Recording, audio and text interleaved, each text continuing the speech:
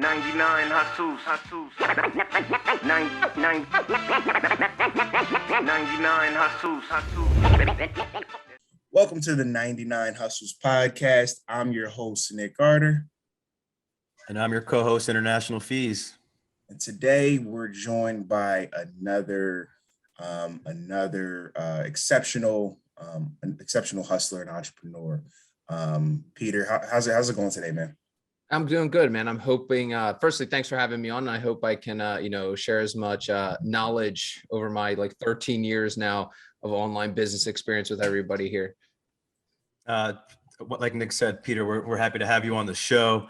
And to kind of give everybody a little bit of background, Peter has built and grown and scaled multiple 6 to 7 figure online businesses across multiple industries. He's achieved multiple Clickfunnels, earning over $1 million in sales using these different funnels. He's also the founder of Ecommerce Empire Builders, and also a founder of Untapped Focus.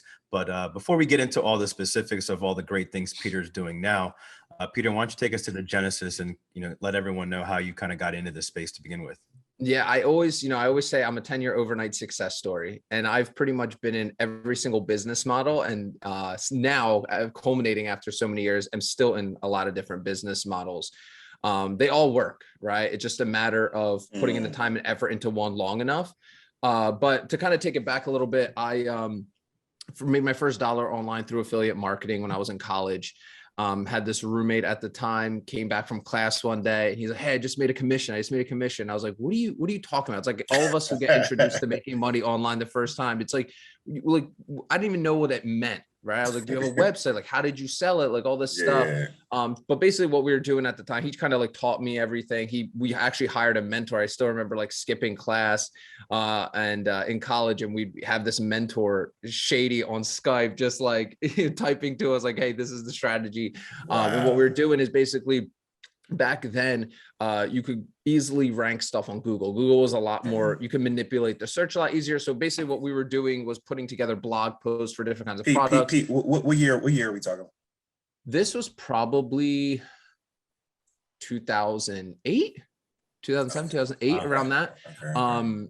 So a long time ago now. It seems like yesterday, but it was a long time ago.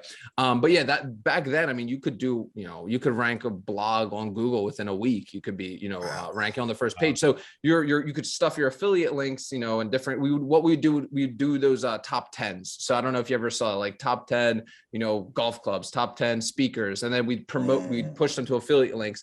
And we were making good money. Back then, I actually didn't even have a bank account back then. And I actually got my first check. I think it was for a couple $100. And actually, I think it was $700. And I had to give it to my mom, right, to go cash. And she's like, "This is definitely a fake check. There is no way this is gonna work," because she had no idea how I made that happen, right? And she cashed it, got the money, opened up my bank account from there. And, after college, and we did that throughout college, it was always a little side hustle, make a couple $100 a week. And, we thought we were kings at this time, right? $100 in college is exactly. In college, it was incredible. And then when I graduated, I always, in the back of my, I got a full-time job. But in the back of my head while I was working all the time, I was like, man, I kind of miss those days. I had so much fun, doing stuff online, making money online. And I kind of lost it while I was working full time. And at that point, I started thinking to myself, okay, well, let's get back into it, right? There, you have a good amount of experience with affiliate marketing stuff, right? Let's kind of get back into this, try again. But at that time I was like, you know what, why am I going to go promote another person's product so they make a commission, right, if I can't just keep all of it, right? And that's not knocking affiliate marketing. I still, our affiliate marketing business at 7 figures right now. So I still love affiliate marketing. I think it's great. So I love affiliate marketing. I think it's great to send to products you use yourself, right?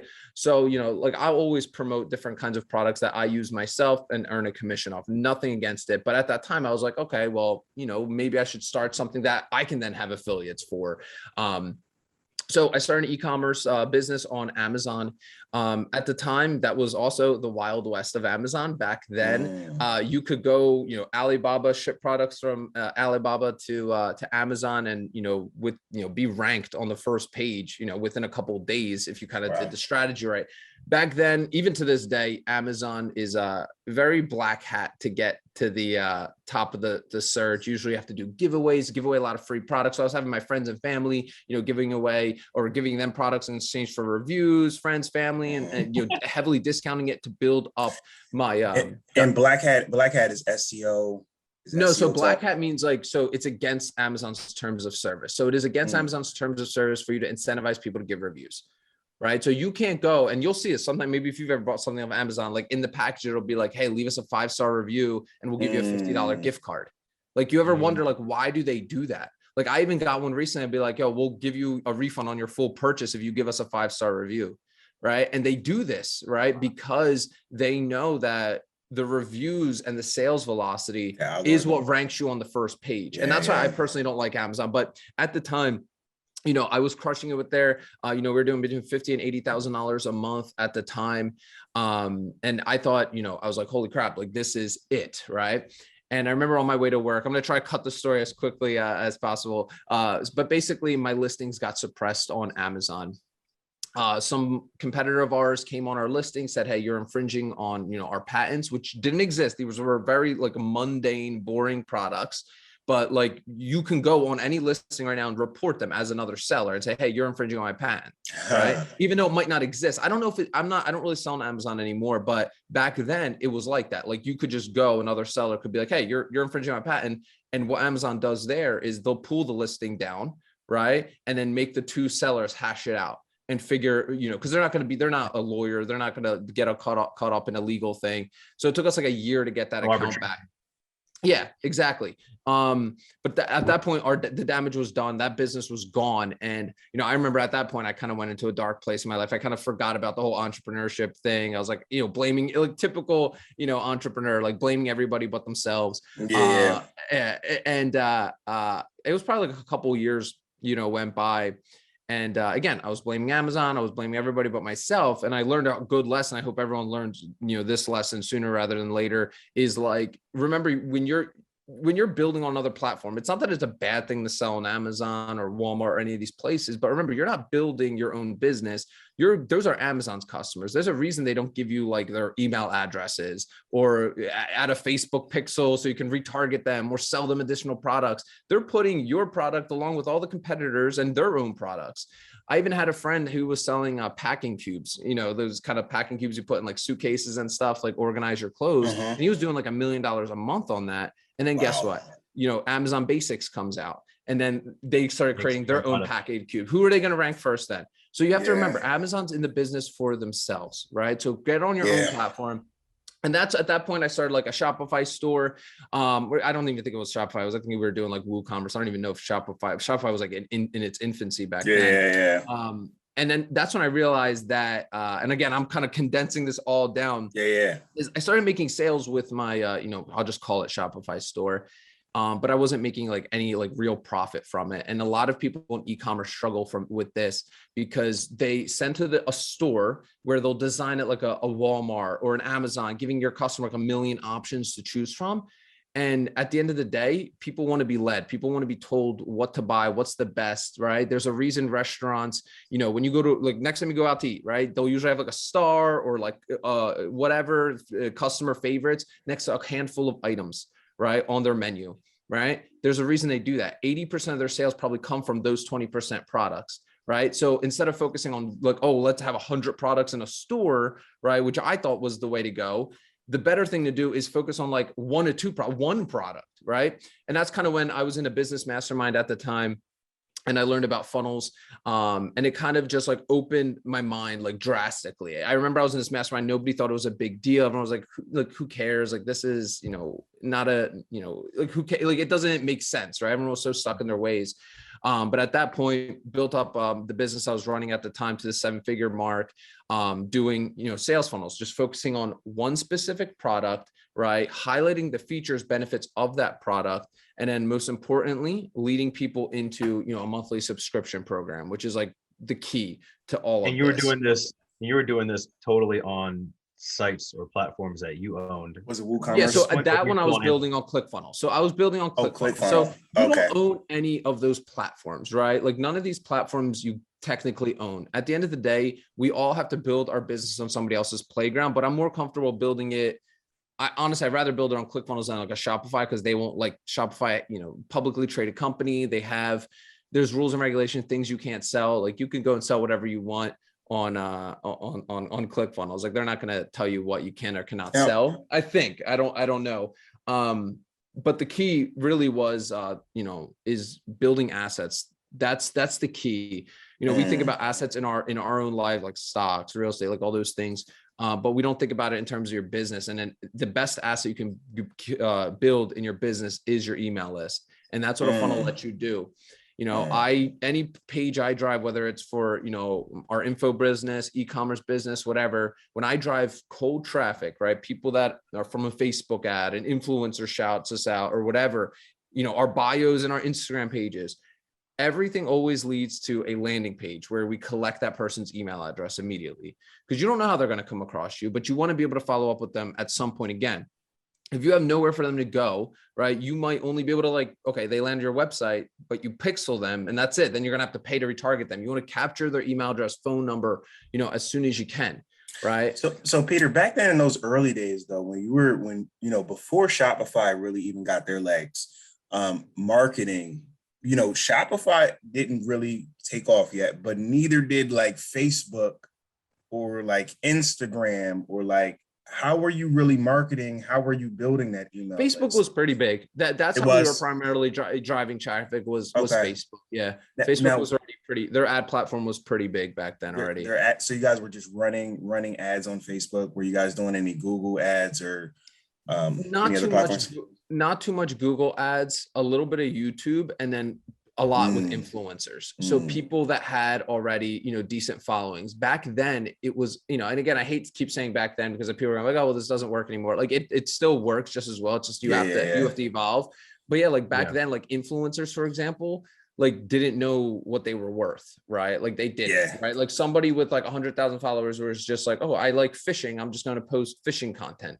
Right. But they didn't have products to sell. So I would go to them and be like, hey, can you promote this, product for us, this fishing lure that we're launching? And they would do it. Some of them would even do it for free if I just sent them a bunch of free stuff.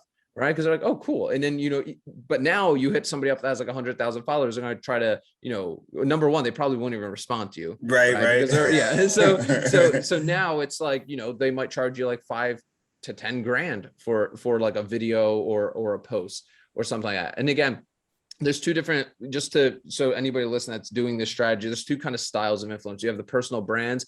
Don't recommend going after those. Those are slow, right? Build a relationship with them. Just talk to them, share their content, right? Build like a real relationship with them, right? Maybe find out where they get like, where they have, get a mail from their fans and stuff, like send them maybe all your products, right? Build a relationship. Don't try to get anything in return, right? It's slow, but that's the best way to get somebody's attention is to just like, just don't ask for anything in return, just over deliver.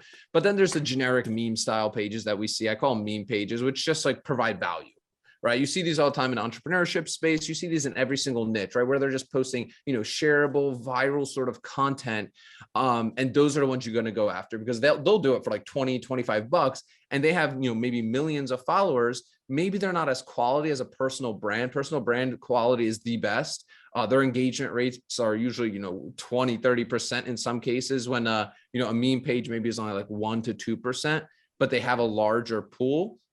So usually usually I recommend going with that.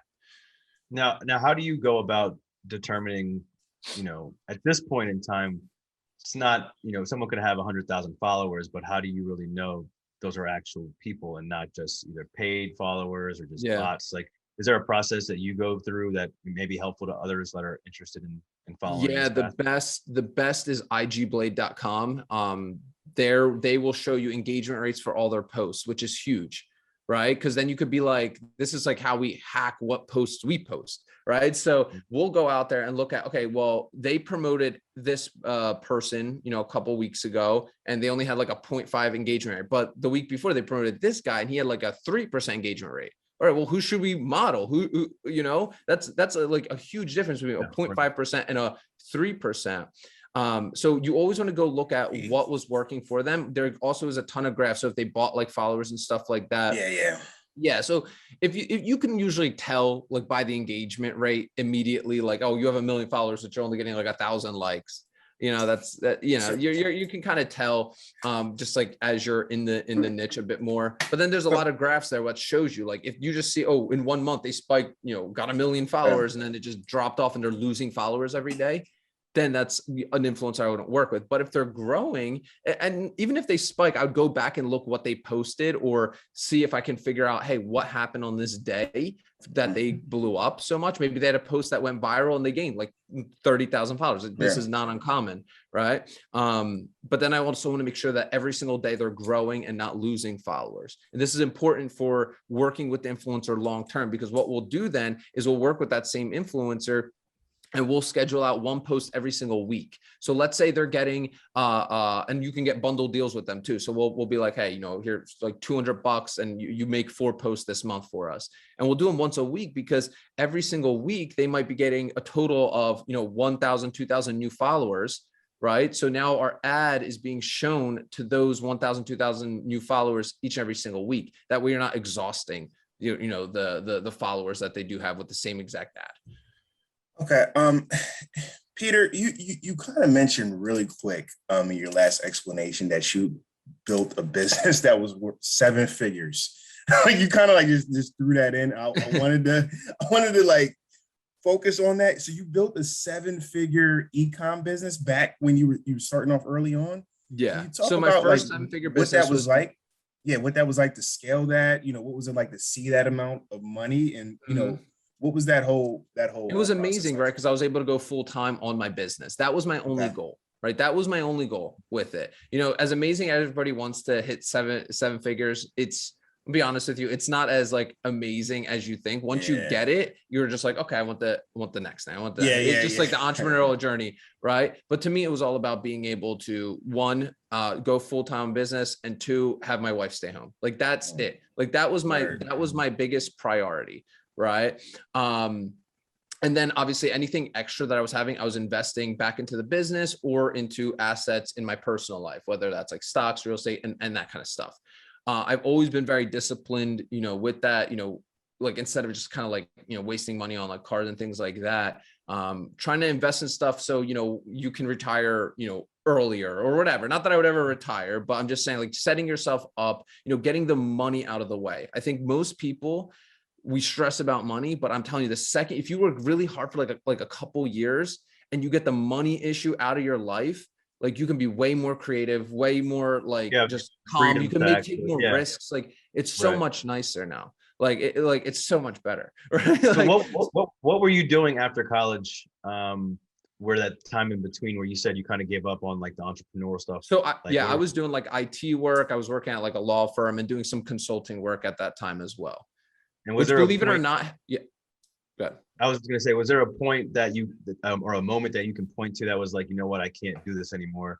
I need to get back into, you know, what as cliche as it sounds, like I couldn't. Good story, actually. Okay. Number 1, I complained all the time about going to work. I hated the idea of someone telling me what to do. Okay. And it's not that I have like a problem with it. And again, it sounds so cliche, like, oh, I hated sitting in traffic, but like I genuinely did. Me too. And then I remember my wife was like, you're making enough to quit. Like you're making enough to quit your job right now. She was actually my girlfriend at the time. She's like, you're making enough to quit. Why don't you just do it? And I remember I typed out the whole letter, everything. And I was about to hit send to my boss. And how long was the letter? It was quick. It was like one of those resignation letters. Like, oh, I appreciate, you know, working here and stuff. I hereby declare. Yeah. I was like, I'm out of here. And I was so nervous to send it because like, that's the moment that a lot of entrepreneurs will face is like, you're making enough, right? But like you have this double source of income now. And that's usually what I recommend people do. Have a full-time job. That's, most of these jobs, dude, I was building my businesses at my full-time job. I would literally work, I could get all my work done like an hour. And then like, I was building my business. Try to find a job like that. Cause I was doing both, right? I had like that double income coming in. And I remember I was like so scared to send this. I was so scared. And my wife just clicked send on it. Or girlfriend at the time, just click send on it, and that was it. Quit a week or 2 weeks later, and my business grew way faster than ever before. So that's like one plus side to this is it's amazing how much like it's so, I can't even say, I still like smile about it, like being able to like wake up and just like do stuff like this. Like it's 10:30 in the morning. It's 10:30 in the morning right now. Like at my job, I'd be like having some stupid conversation, by a water cooler or something. Cooler talk. Yeah. And like, I can't, and I'm not knocking that. I'm not knocking it. It just, like I said, it wasn't for me. This wasn't for you. Yeah. Everybody needs, we need workers, and, and if you like what you do, but you like this entrepreneurship stuff, just do both, right? You don't have to be like a full-time entrepreneur. I think a lot of people, try to push that agenda on people, but just do both. There's no problem with having a side hustle makes you a few $1,000 a month. And then also a full-time job that you genuinely enjoy, and you want that security. I'm telling you, most people aren't cut out for this. Doing it full-time is very stressful, especially when you have employees. I have 30 people that work for me. Like, it gets harder. Like now, Peter, you now, as we mentioned earlier, Empire Builders, and you show other entrepreneurs and hustlers how to get into e-commerce themselves. Can you talk about a little bit about that transition then from your own platform into, helping others? Yeah, this was a interesting,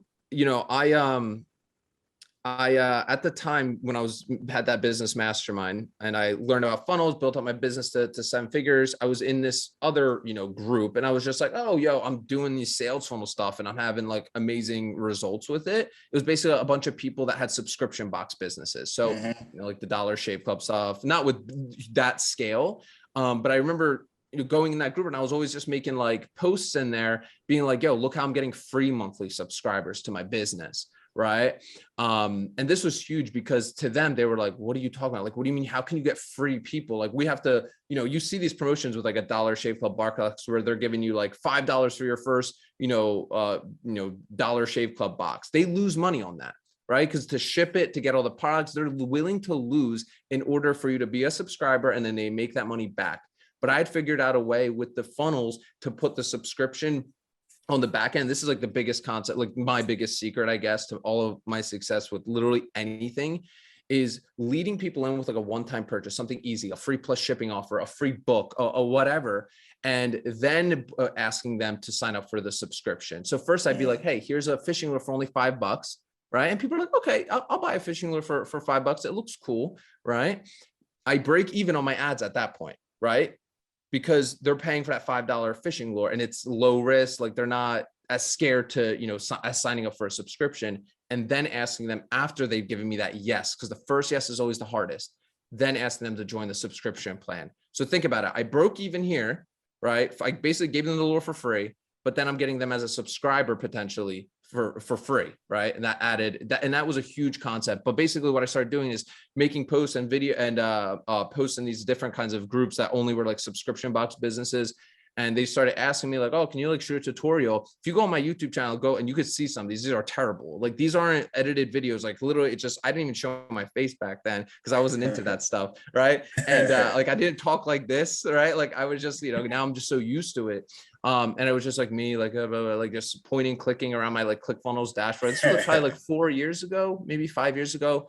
I think like 4 years ago I started it. But if you want a good laugh, you could sort by oldest on the YouTube on YouTube and see all that.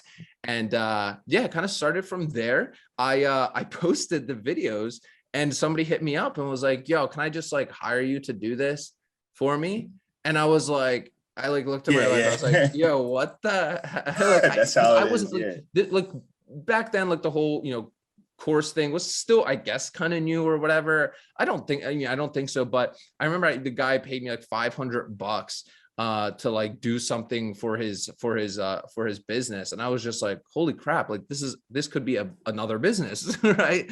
Like, so it went from there. I started doing, I didn't really edit my videos at all. It was literally just like on a camera, and I would just post some, things I was working on. I documented how I was building my businesses, right? And I recommend everyone do that. Even if you suck right now and you like literally have no money, go on YouTube and just document yourself doing it. People like the journey. And that's one thing that I kind of wasn't the best at doing, right? But regardless, I still built a business right out of it. So that's kind of how I got my start with Ecommerce Empire Builders. Just started posting helpful content. Didn't look for anything in return at all. People started asking, hey, as that channel grew a little bit, I was like, oh, you have a course, you have a course. We of course put that together.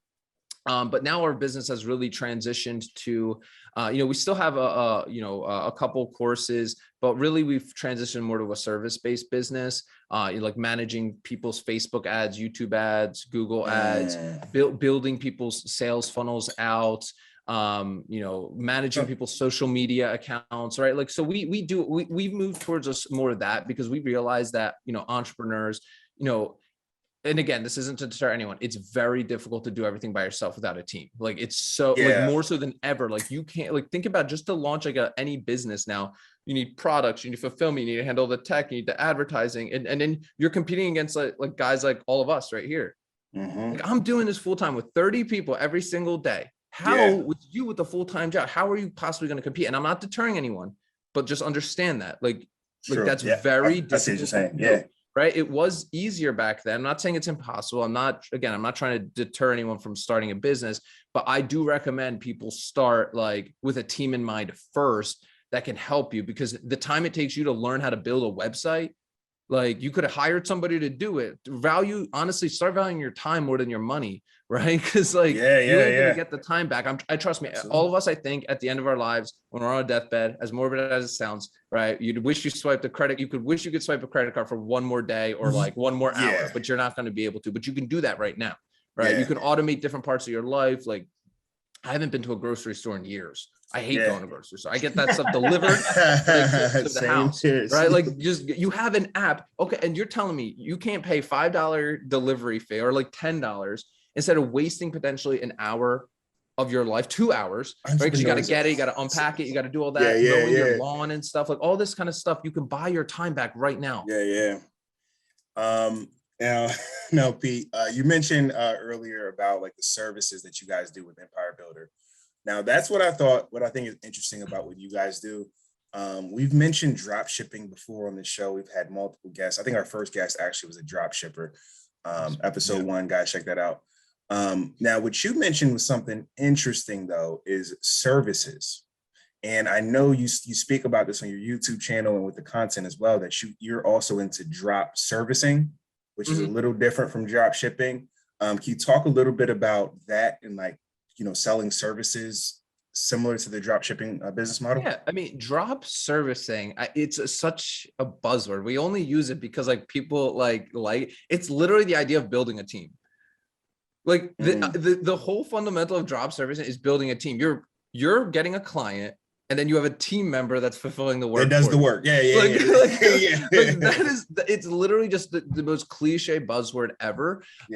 But yeah, I think drop servicing, my favorite 3 business models, right? Affiliate marketing, e-commerce / drop shipping, and then like service-based businesses, right? And that's more I kind of would lump info products in there as well. Those are the 3 best. But yes, with drop servicing, it's just the idea of building a team, right? The hard part about drop servicing is you have to, the client, right? Getting clients. Like how do you get clients? Like I get clients all day long because I have done over 1,000 YouTube videos, right? Like I'm so committed to this. If I skipped a YouTube video, I wouldn't ever get, first of all, it would just throw me off so much, right? Like we had our YouTube channel got hacked for a couple weeks ago. And so basically our channel went down for a few days, got it back. And man, it felt so weird not posting on a Monday, right? We always post our videos Monday, Wednesday, Friday. But yeah, like the best way to get clients for your drop servicing is niche down, right? What niche do you want to do, right? Do you want to do, graphic design work? Do you want to manage ads for people? Like, for example, though, you can't just say you want to manage ads, right? So for us, we manage ads for dropshipping businesses. We don't manage ads for coaches, consultants, plumbers. Like, we don't do that. That's not our niche. No podcast. Right? Yeah. We don't. Yeah, we don't do that, right? That's all we do, right? And all the people behind me that fulfill on this work, right? Like, of course I'm involved. I'll go into accounts and look at stuff, but like, that's my team, right? That's my team doing that work. And they're obviously getting a cut of the money as well. It's literally just the idea of building a team, drop servicing for me. And the best way to get clients, in my opinion, is paid ads, of course, but most people aren't gonna have a budget for something like that to start. I recommend just start a podcast, start a YouTube channel, Instagram, and just like generally just share what you're doing and just be helpful, right? Everyone's just trying to go for that sale like right away. Just you have to be patient with it, right? And years and years, right? Years of doing this, right? Then you can reap the rewards from it. So would you consider like what you guys do similar to a platform like a Upwork or a Fiverr, where people are looking for specific services, whether that's blog posting, marketing? Is that sort of like what you guys offer? Yeah, it's more so just for drop shipping.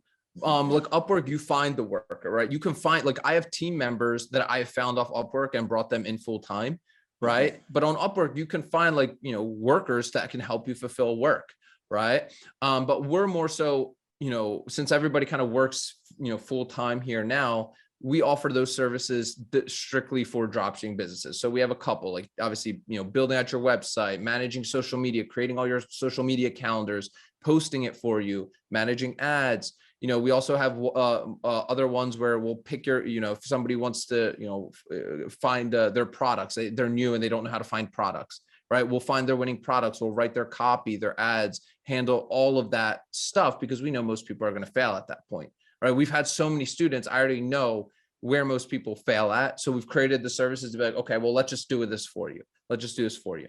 Right. What is it? So, what part do most people fail at? I think everyone in the beginning with dropshipping overanalyze things, and they think they know the answer before they try it out. Like for us, everything is data, right? Like if you don't have data to back up a decision or anything that you're doing, like you have to take your emotion out of it. Think about it more logically. So like people always ask me like, oh, well, how do I know if this product will work or sell? I have no idea, right? So we launch it, we test it, we see, hey, what is the data telling us? Right? You can't be like, oh, I don't know. Like everyone gets so caught up in that. They're like, oh, I don't know if this is where, I don't know. And then you're sitting around waiting for like a week. And then oftentimes what others will do is like, okay, I'll start building the funnel. And then they'll start second guessing what they had picked to build their like funnel around. Right. And then kind of go back to the drawing board. And I call that doing the boring work, because everybody likes to do the fun stuff. Like, finding products, maybe clicking and dragging things on your dashboard, and you're building out your website because it feels like Shopify, because it makes you feel like, oh man, like I have a website, like I have all this stuff now, like, and it makes you feel like you're doing work, but you're actually not doing anything, right? Like at the end of the day, like the stuff that is like managing your ads, managing data, looking at your numbers every single day, people grow very bored of that, because it's a lot of it's the same stuff every day. So speaking of that, I know, like Nick mentioned, we've had previous drop shippers on our show, and a question we usually ask is, how much does someone need to kind of get into this space? And everyone that talked about drop shipping is like, what, in terms of like upfront costs, it's not as much as maybe other side hustles, because really your focus is more so on like marketing and things of that nature. Now, for someone that you would take on as a client, what would someone need to be? In terms of capital, where would they need to be to even be, that you wouldn't even consider them to be like a viable client? So like for us to build and launch the business for them, so that's for us starts at like 10K, because number one, we're building everything out, we're launching the business, and there's a lot that goes into that. It takes us about 30 days to build a new business from scratch. That means building out the funnel, copy, email automations, advertisements, all the copy for the advertisements, a budget to launch the business. Like there's a lot that goes into it. If somebody's just getting started by themselves, I've done these challenges many times. We actually have one coming out soon. Is like literally I've done a $0 to $1,000 a day challenge, and I literally only started with like $200, right? My next challenge will be actually less. It'll only be $100 because we launched our own software. It's called storefunnels.net. Haven't even like really publicly talked about it, but basically it combines Shopify and sales funnels and active campaign email automations, literally all in one for $50 a month. So it's, and it's way, like, in my opinion, way better. But with that, I can spend $50 on the software, right? And then the $50 I can spend on advertising. Yeah. Pete, let me ask you this. Gotta figure out how to word this right, because I feel like looking through your YouTube channel, I feel like you're an OG of like the e-com game. Like you were in pretty early compared to like now. It seems like there's like a lot of like 16-year-olds. Like, oh yeah, it's been like that. And they all come and go. You know? Yeah. I've seen so many of them come and go. Can you talk about that a little bit, about the like the evolution of like the drop shipping game and the whole, I don't know if I want to call it like guru or, you know, just sharing information on YouTube. Like, how has that changed over the last couple of years, especially with drop shipping? Yeah. So, you know, when, you know, I was getting started, there was, you know, they like the 16-year-old, right? They can create content and get tons of views, millions of views, because their audience, the younger kids, like my average age of my people is over 30. You know, because I'm over 30, right? So like with my niche, they ain't hanging out on YouTube all day, right? Like, you know, but like 16-year-old kids, like they're at school, you know, they're always watching, you know, and they resonate, like they're not gonna resonate with me. I'm basically telling them they're gonna fail most likely. Right? Like, but then you have these guys that are like doing all the, you know, stuff, and they're making all this money and whatnot. I've seen a lot of them come and go. And the one thing I'll say is, I've always stayed in my lane, and this is where most people fail, is like they get bored of what they do. Right. So for us, we only talk about e-commerce. Like that's it. And I've done it for 1,000 videos, and I'll continue doing it forever. Right. Because I'm not going to go. I know, like when you get bored and you wake up in the morning, I don't want to say the same thing over and over again. But guess what? There's somebody tuning in, hearing it for the very first time. True. And this is what I'm talking about. You have to get bored. When you start getting bored of this stuff, that's when mastery starts to happen. Right. We're basically masters of what we do now, because we've done it so many times, and it's to the point where it's like, oh my gosh, I'm like so bored of it. But that's a good thing, because you're a master, right, of your craft, right? Most people that I see, they'll be like, okay, and you see this all the time, especially with the young kids, like, oh, I'm talking about crypto today, I'm talking about drop shipping. And even though I mix in that kind of content here and there as well, I'm never going to sell a course in that. Like, we literally only have one course, and we've only ever had one course, and we just update it every year. Every year we're updating it, right? Like, you'll see these guys have, like, you know, they have a stock investing course, crypto course, dropshipping course. Like, come on, focus. Like, it's just and there's just a money grab to me. I've always, when I really started taking this seriously, probably a year into doing the YouTube videos and our podcast, like I said, hey, you know what? We're gonna stay in our lane here. We're gonna be the best at this, right? Because now when somebody comes to my YouTube channel, and when they're making a decision on who to invest in, right?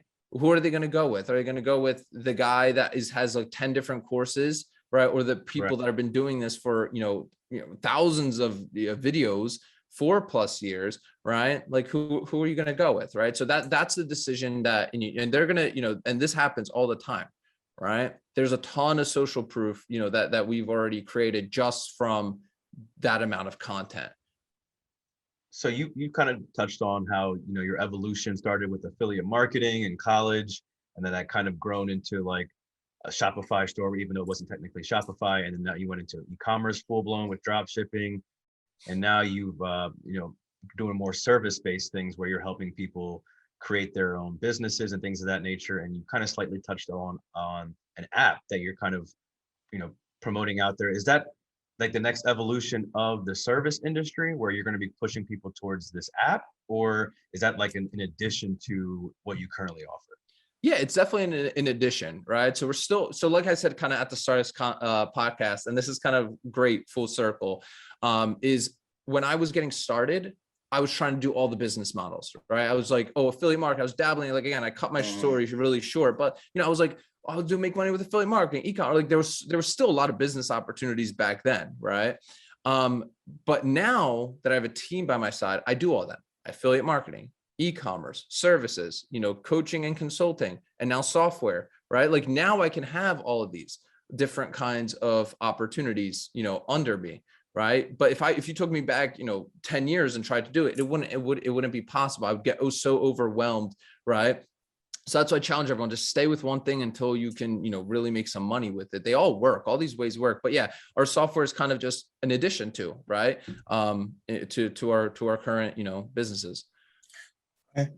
Now, Peter, one thing we always ask our guests that we have on our show is, what is your hustler mantra? Now, your hustler mantra is like a quote or a phrase or something that, you run your business by, or just something that you live your life based upon. So if you had to give one quote or phrase, what would your hustler mantra be? Yeah, I actually, as corny as it sounds, and it's I end every one of my podcast episodes with it. We have it on like t-shirts, and literally all 1,000 videos end with this, and it's "Your empire starts now." And I've been saying this literally for literally since I started the channel. And it kind of came to me back then. I don't even know how. Like, my first few YouTube videos didn't have it, but then I was like, oh wait, like, how do I sign off on stuff? Right? Like, how do I do it? And that just kind of randomly came to me. And it's everybody's always saying, oh, I'll do this tomorrow, I'll do this, whatever. Like, if you just do something now, like for building your business, like even if it's like literally just like sending an email to somebody you meant to, or contact an influencer, like just do it now, right? Like, you're going to feel so much better, and you can have something else that you could do tomorrow, but everyone's always trying to push everything inside. Right. And every single day you have to do something. Like, trust me, there's days where I wake up and I'm like, I just want to take the day off. I'm tired. I'm exhausted, but just do something right in that day to move your business forward. Right. Because if, I forget how the quote goes, but like, just one day of like skipping doing anything, that pushes like everything back a whole nother day, and what I found is, like, once you get started with something, or get it, sit at your desk and start working, like, you start building that momentum, right? Even when you woke up and you're like, oh, I don't feel like doing anything, you start building that momentum up. So yeah, your empire starts now. It's kind of like our mantra here at the Empire Builders. That's incredible. And Peter, quickly, for those that are looking to start their empire tomorrow, where can they find you on social media or YouTube? Can you quickly shout those out? Yeah, just head over to ecommerceempirebuilders.com. That's kind of, obviously our main website. You can find us on every single social media platform at Ecommerce Empire Builders, and you can, learn more about, what we do. Awesome. Well, that's a wrap for this week's episode. Thanks for listening to the 99 Hustle podcast. Be sure to visit 99hustles.com to join the conversation, access the show notes, and discover our amazing bonus content. Please rate, review, and subscribe if you enjoyed this episode. Always remember, there are 99 hustles. All you got to do is choose one. 99 hustles.